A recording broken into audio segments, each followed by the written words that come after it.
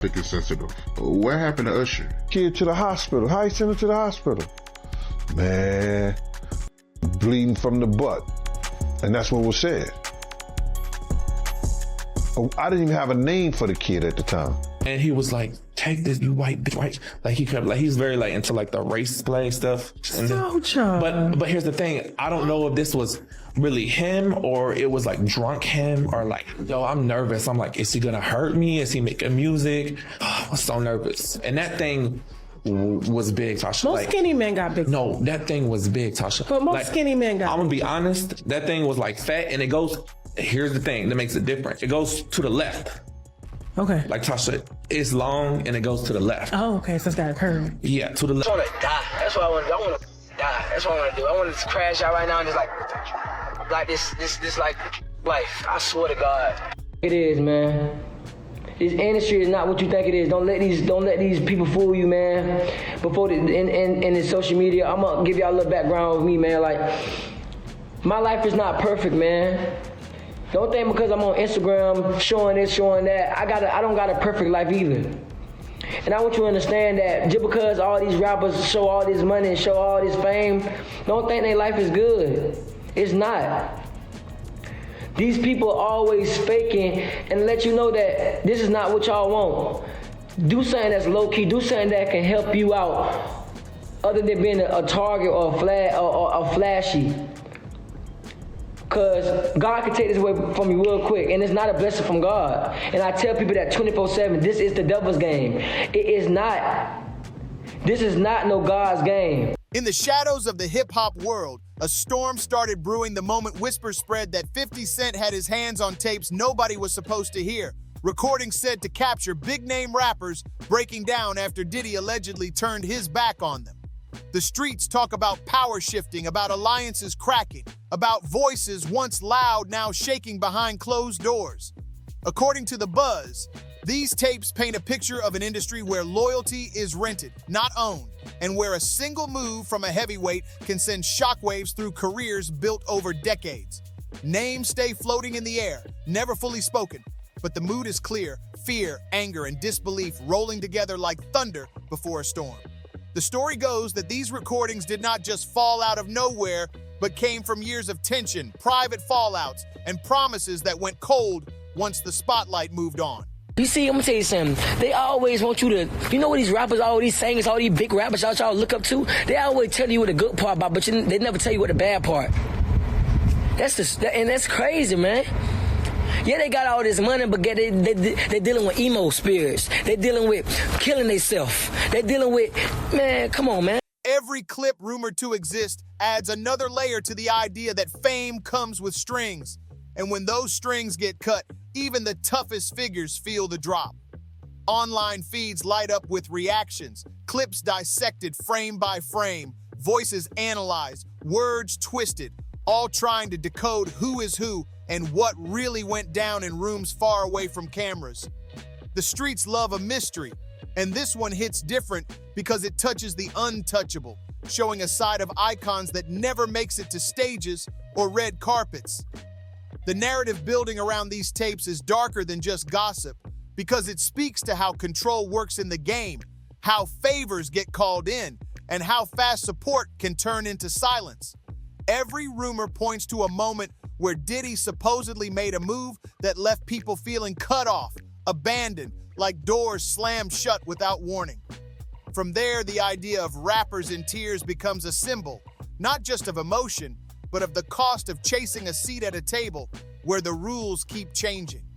50 Cent's name in the mix only fuels the fire because of a reputation for never backing down and never letting a story die quietly. The thought of tapes being leaked adds pressure because once something hits the open, there is no pulling it back, no erasing the sound of truth, or at least what sounds like truth to the world. Fans argue about motives, about whether this is revenge, exposure, or just another chapter in a long-running power struggle that has shaped hip-hop since day one. What keeps people hooked is not only who might be heard on those recordings, but what it says about the culture itself. A world where smiles hide grudges and success often comes wrapped in shadows. As the rumors spread, one thing becomes clear. This is not just about a leak. It is about a system being questioned, about legends facing mirror, and about a story that refuses to stay buried no matter how hard anyone tries. The deeper the talk goes, the more the industry feels like a chessboard where every move is watched and every silence speaks louder than any headline. And I lived with Sean Puffy Combs for a year. That's the crazy thing. Now, that was L.A. Reid's idea, right? We're sending you New over York to City. something called Puffy Flavor Camp. There you go. To learn Flavor Camp? Yeah, Flavor that's what Camp. it was called. And you're going to go to Puff Daddy's. He's going In the 90s, do you understand what that's like? Puffy's place was like just filled with chicks and orgying like nonstop, right? It was curious. I got a chance to see some things. Yeah, but you were 13. What were you seeing? I went there to see the lifestyle, Right. And I saw it, and it was, but I don't know if I could indulge and understand what I was even looking. These alleged tapes are rumored to capture raw moments, voices cracking, tough images slipping, and pride giving way to frustration as doors once wide suddenly feel locked. In this version of events, Diddy stands as a towering figure whose choices ripple across the scene, shaping who rises, who stalls, and who gets left wondering where it all went wrong.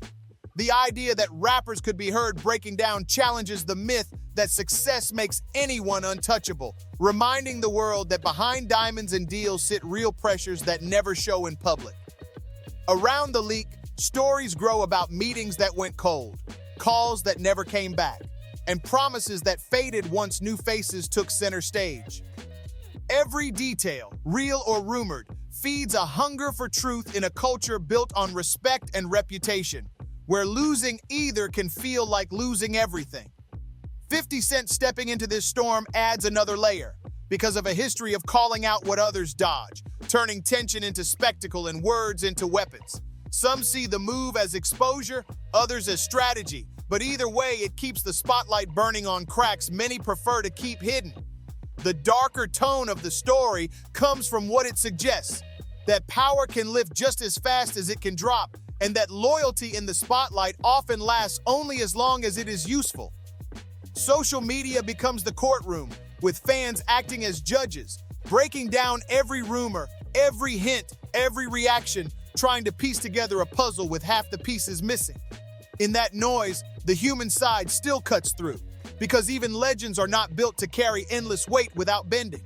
The tapes, whether fully real or partly myth, become symbols of a moment when the industry looks at itself and sees more than glamour, seeing pressure, control, and fear sitting right beside fame. This out, Justin, you ever seen the movie 48 Hours? Right now, he's having 48 hours with Diddy, him and his boy. They're having the times of their lives, like, where we hanging out and what we doing. We can't really disclose. But it's definitely a 15-year-old's dream. I have been given custody of him. He signed to Usher. I'm signed to Usher. I had legal guardianship of Usher when he did his first album. I did Usher's first album. I don't have legal guardianship of him, but for the next 48 hours, he's with me. So and we gonna go full crazy. I'm going crazy. Crazy.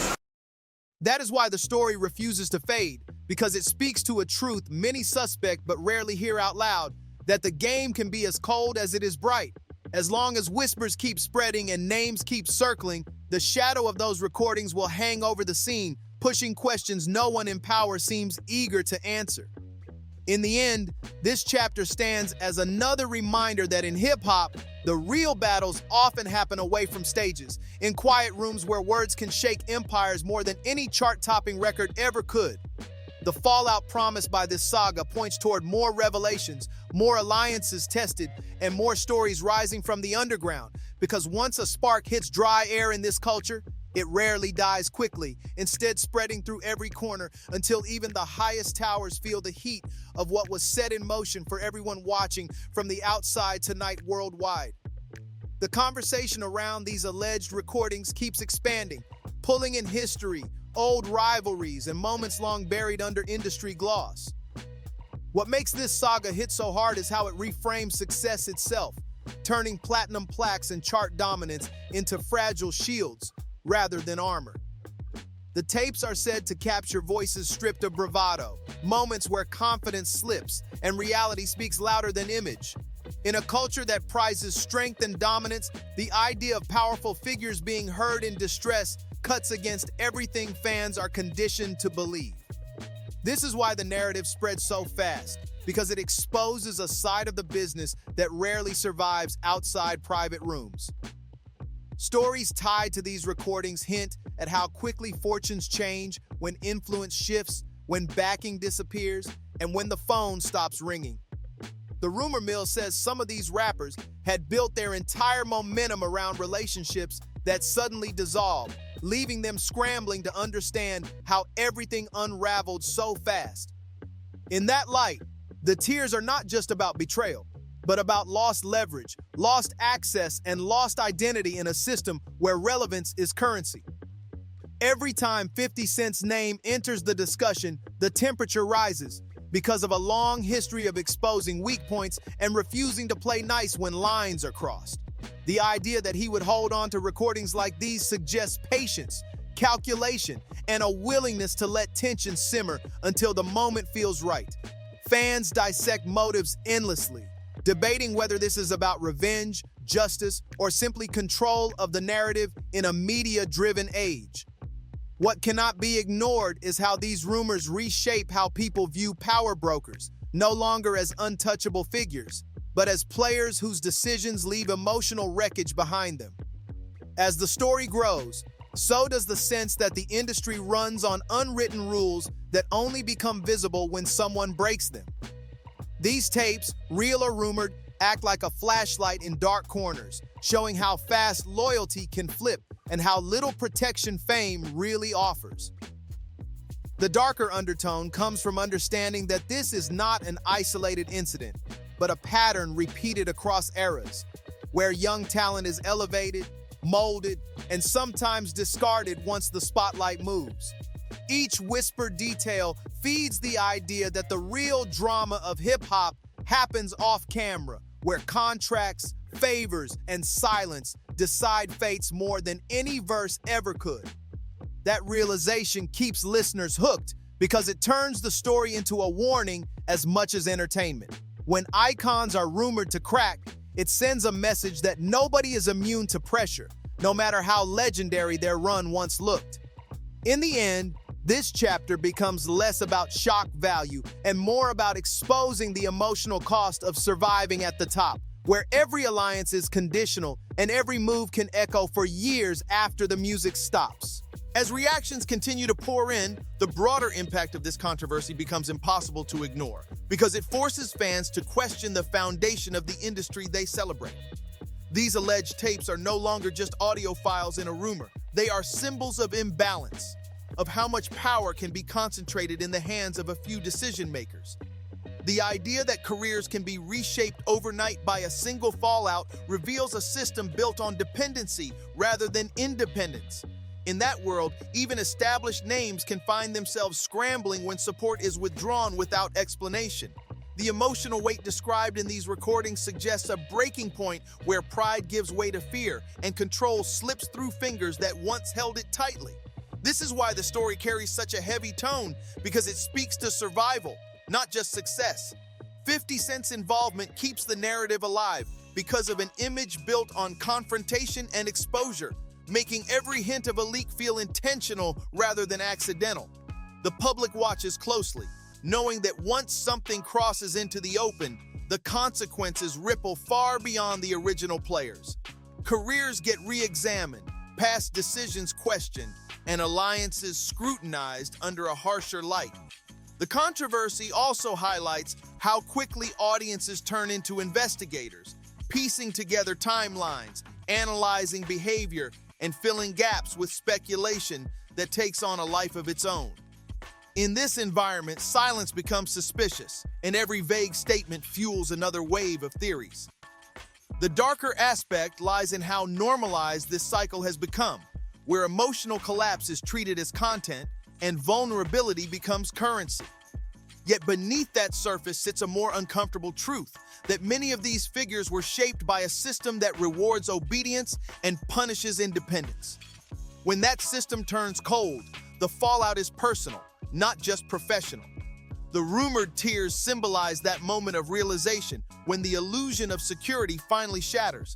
As the story continues to unfold, it reinforces a long-standing belief that the industry eats its own, cycling through talent while protecting power at the top. Each new detail adds to a growing archive of cautionary tales, reminding anyone watching that success without control is fragile. This is why the narrative refuses to die, because it taps into something audiences recognize: the cost of ambition in spaces where loyalty is temporary. Whether the tapes ever fully surface or remain whispered legend, their impact is already locked in, shaping how fans see the game and how artists move within it.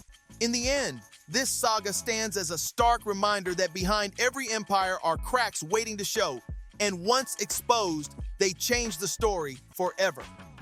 By the time this story reaches its 5th chapter, the focus shifts from shock to consequence, because every rumor carries weight once it settles into public consciousness. These alleged recordings are no longer just about who was hurt or who turned away, but about how fragile the entire structure really is when power starts to wobble. The narrative paints a picture of artists realizing too late that proximity to influence is not the same as ownership of it. In the background of these whispered tapes is a lesson the industry rarely teaches out loud: that contracts expire, relationships cool, and loyalty often ends the moment it becomes inconvenient.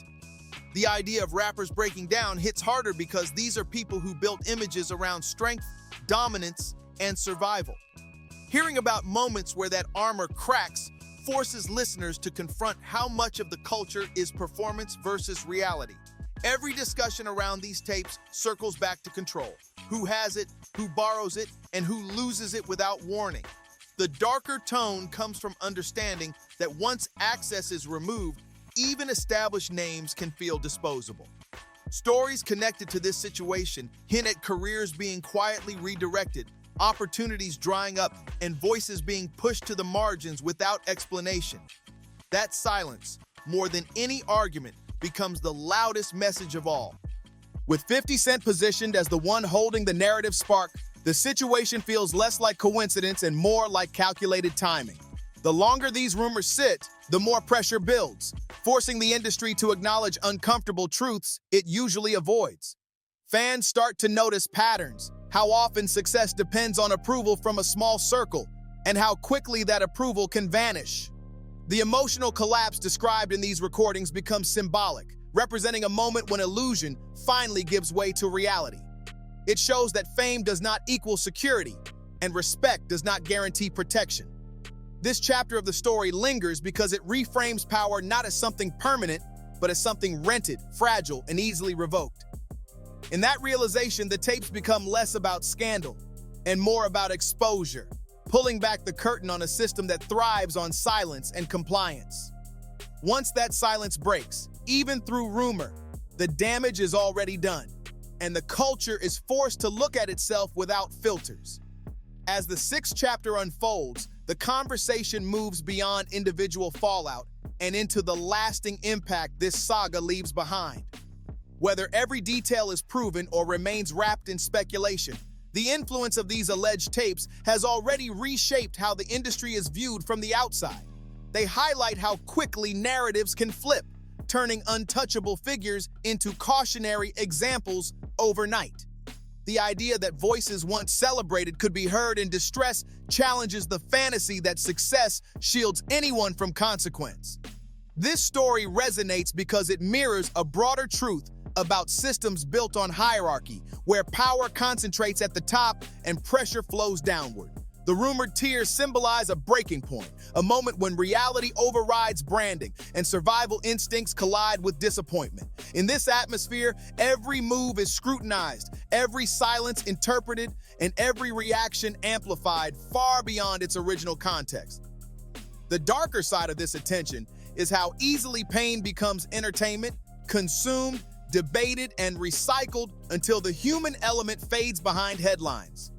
Yet the reason this narrative refuses to die is because it exposes something familiar. Ambition without protection is dangerous. The industry often celebrates resilience while quietly ignoring the emotional cost required to maintain it. These recordings, real or imagined, force that cost into the open. They remind audiences that behind influence and fame are people navigating a system that rewards obedience and punishes independence. As long as power remains centralized, stories like this will continue to surface, each one peeling back another layer of the same structure. The lasting takeaway from this chapter is not just who turned on who, but how easily the machine keeps moving once it does. Careers adapt, alliances shift, and the spotlight finds new targets, while the lessons remain buried under fresh distractions.